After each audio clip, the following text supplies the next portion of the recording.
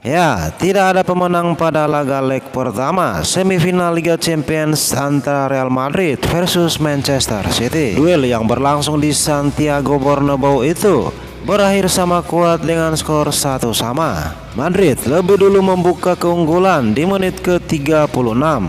Lesakan spektakuler Vinicius Junior dari luar kotak penalti gagal dibendung oleh Ederson.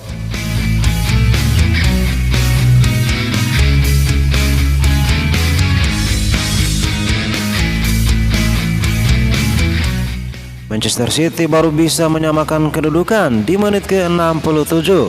Sama seperti gol tuan rumah, Kevin De Bruyne menaklukkan Thibaut Courtois lewat sepakan dari luar kotak penalti. Tidak ada tim yang akan mendapat keuntungan saat menjalani laga leg kedua. Kedua tim tetap harus mencetak gol lebih banyak demi melaju ke partai puncak.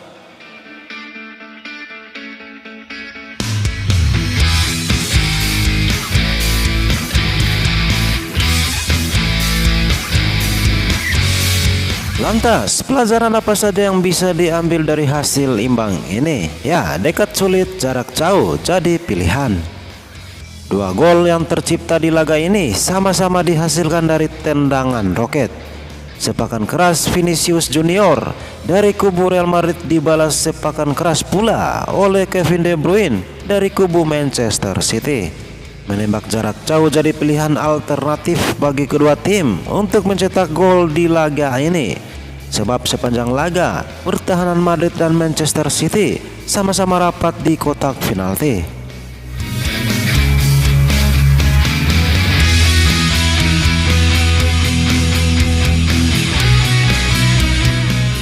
Di saat menembus kotak penalti lawan, terasa menyulitkan.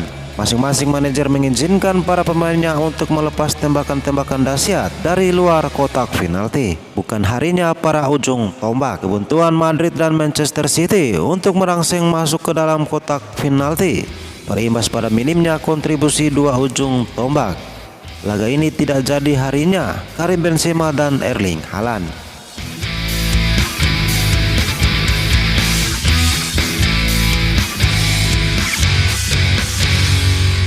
Haaland yang bermain penuh hanya mencatatkan 21 sentuhan. Jumlah tersebut adalah yang paling sedikit di antara para pemain di lapangan.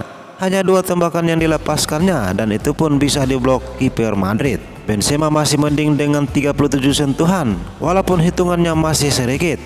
Namun dari segi peluang, Benzema justru hanya menciptakan 1 tembakan tepat sasaran yang masih digagalkan kiper Manchester City.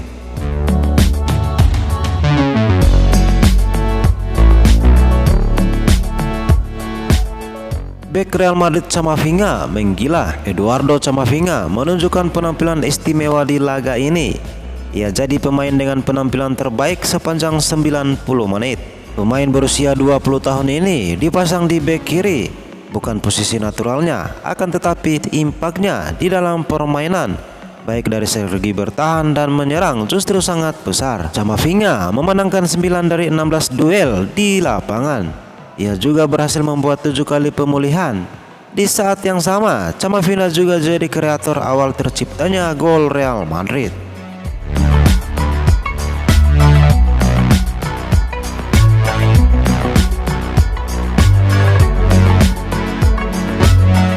Pendekatan taktik yang kontras. Ya, Real Madrid menggunakan 2 pendekatan taktik yang cukup kontras di laga ini.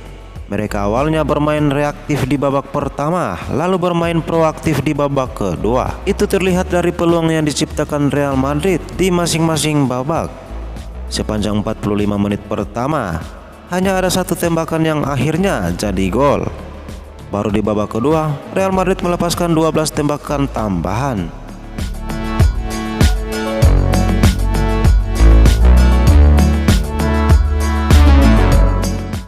Pada akhirnya, perubahan pendekatan taktik ini gagal menjadi pembeda di pertandingan. Pertahanan rapat yang dilakukan Manchester City membuat Real Madrid sedikit kesulitan mengkreasi peluang yang cukup matang. Bermental juara. Ya, mental Real Madrid di Liga Champions tidak perlu diragukan. Mental juara karena mengembang status sebagai tim dengan gelar terbanyak sangat tampak di pertandingan. Real Madrid tidak keder meski terus-terusan diserang di awal pertandingan. Namun yang jadi kejutan, Manchester City perlahan mulai menampakkan aura juaranya. Mereka tampil seperti biasa saat berada dalam tekanan pendukung tuan rumah. Mentalitas dan ketenangan para pemain Manchester City pun tampak ketika mereka tertinggal 1 gol. Strategi yang diusung tetap bisa dijalankan dengan efektif hingga terciptalah gol penyama kedudukan.